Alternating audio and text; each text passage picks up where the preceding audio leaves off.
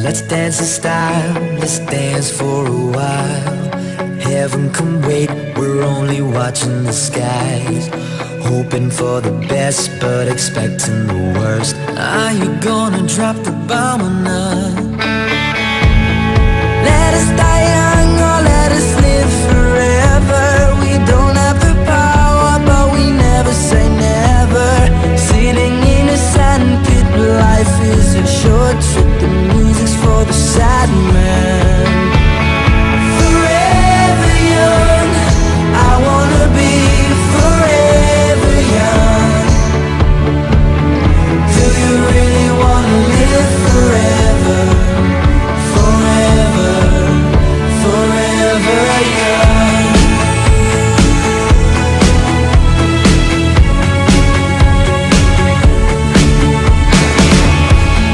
Some are like water, some are like the heat.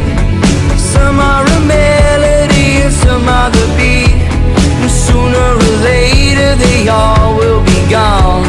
Why don't they stay young? It's hard to get 1 year.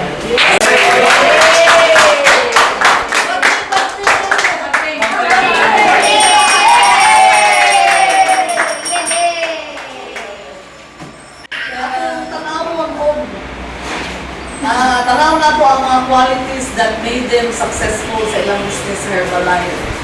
Kay dili ang tanang open o business na successful. Kaya na open o business kay awat-awat lang. May pagkaman di na nila linya, no? Linya po ni. O ihatag na sa Ginoo sa imo din karang imo din ang atimanon. Dili lang imo dula-dulaan, dili lang nato dula-dulaan. So, we saw the effort of Ochi and Eric. After a year, napa sila. Unya, ni-earn. No? Dili after a year na wala kita. Pero even if after a year wala pala wala kita, if you have the passion kay ang traditional na business, 5 years lang yun. Ayaw ka imong na ninansya ka, naalkansi ka. 5 years lang. Pag wala ka kita, close, then look for another business. Then at least, you gave your best sa 5 years sa inyong business.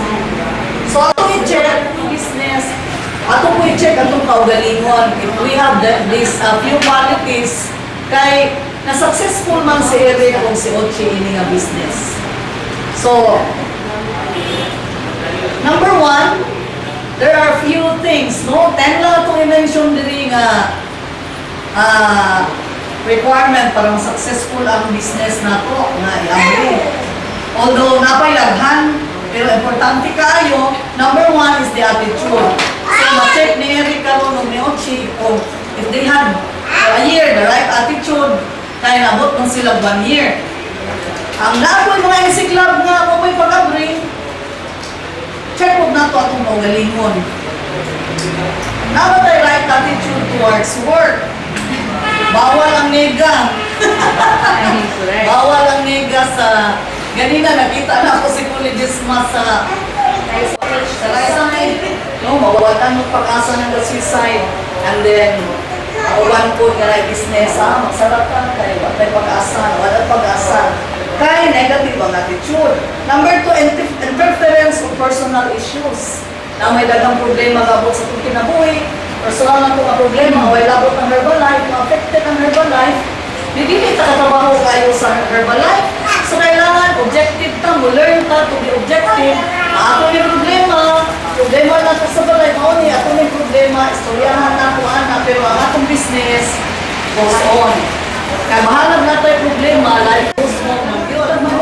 Magkwanta, magbasa ng pag-amin natin yun, nalagbasa mo sa Herbalife, kinahanglan, ma-internalize na ito pa kayo para ma-passionate din kaayo ka sa business. No?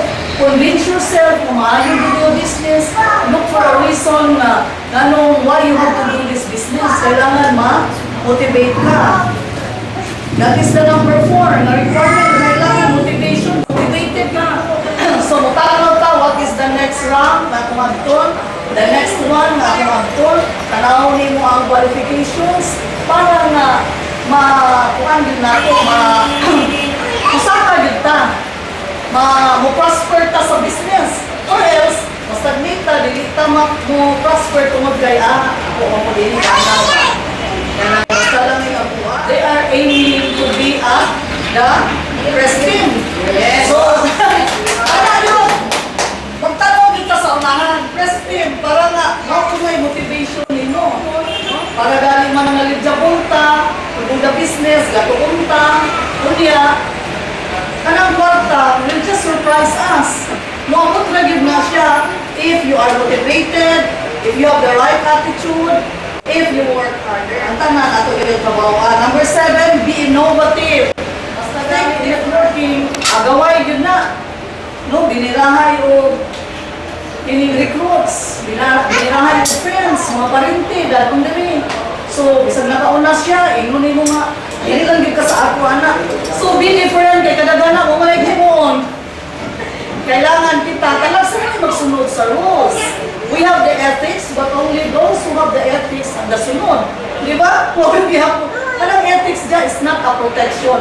Actually, kay katong dili mo, walay mga ethics, di na sila masunod, anak. Most of the people na nag-networking, hindi na sila encourage ka. Dali na tayo. But if you work for God, ang Ginoo, at all times, porta sa imo, basta maayo lang ang imo mga motive sa imong business. Number 9 is dedication. Without dedication sa imong trabaho, hindi hapon ka mas-successful. Kaya na, kailangan na dedicated task in everything we do para ma-achieve na to, ang gusto na to ma-achieve sa Bible na if you have no vision, you will perish. So kailangan ga-visualize ka, ga-tanaw ka sa unahan, ga-plano ka, ga-tanaw mo yung pabalik mo sa unahan ba? Vision mo for the business. Kaya ka ng vision na nasa imong heart, nasa imong nahuna, gikan na sa Ginoo. Labi na kung maayos ang recommit to God for this business for another year. No, another year of hard work. Kaya niya pa malis na magtinambid after 5 years. Wow! Nakita na yun. And all you have to do is manage. No? Manage na lang sila.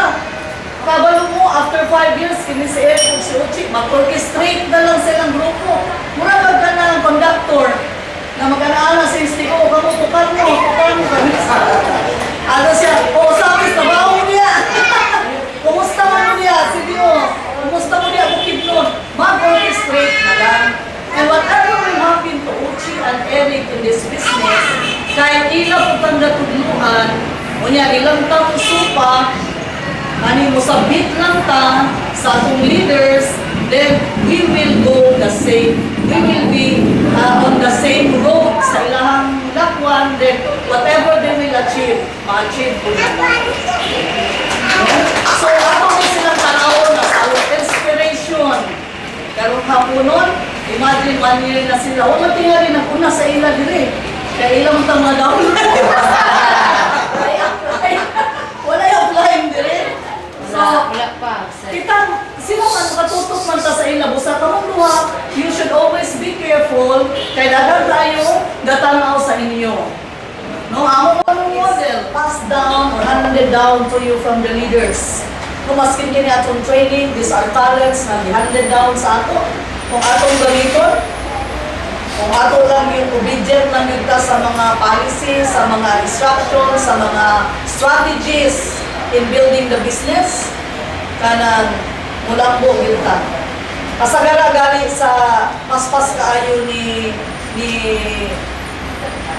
kaning i-rise sa inini nga business is those who followed blindly. Amo na ko mo sige. Father in heaven, Lord, we bless your holy name. We praise you and we exalt your name in our midst. You said where there are 2 or 3 gathered in your name, you are in the midst. So we acknowledge your presence this afternoon, Lord.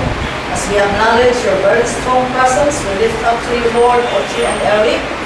We thank you for their obedient hearts. We thank you for their generosity. We thank you, Father, for the strength that you have poured out to God, Lord, for this year, that naabot po sila of 1 year in this business. Thank you for the provisions. Thank you even for the protection. And as we lift them up to you, we also lift up to you the business this afternoon. Thank you, Lord, for managing the business. Thank you for the right direction. You have Coach Ochi and Eric for them to, as they learn to listen to you. Father, we thank you for the knowledge and wisdom that you poured out to both of them as to how to run the business, as to whom to talk to. In times they are low in spirit in this business. Father, we thank you for the comfort that every now and then you have poured out to them, have sent on their way, on their journey as they build this business. And we have acknowledged you as the highest, you have the highest order, you have the highest law, you have the power. Even sa place, the prosper sila, from a small place to a bigger place, with even the most needed in a nutrition club na si our Lord inside you. Nutrition club, we thank you for this. And as we lift this up to you, we pray that anyone that enters this door will experience salvation in their life. And everyone that comes in, the negative spirits will stay behind, cannot come in. People can come in, but the negative spirits are not welcome here. And so, Father, we ask you to charge your angels to come, your warrior angels to come, to stay under your power, Lord, that it is only you who can guard this nutrition club the way you can. And so, Father, we trust you so much that you will place this business in the hollow of your hand. Thank you, Lord, as this business will prosper to wherever level you will bring Ochi and Eric. All the glory belongs to you. And so, Father, as we acknowledge your presence this morning, we also ask you to lay your hand upon the food, to bless and sanctify this food from your bounty through Christ our Lord. Everybody say, Amen. Amen. Congratulations.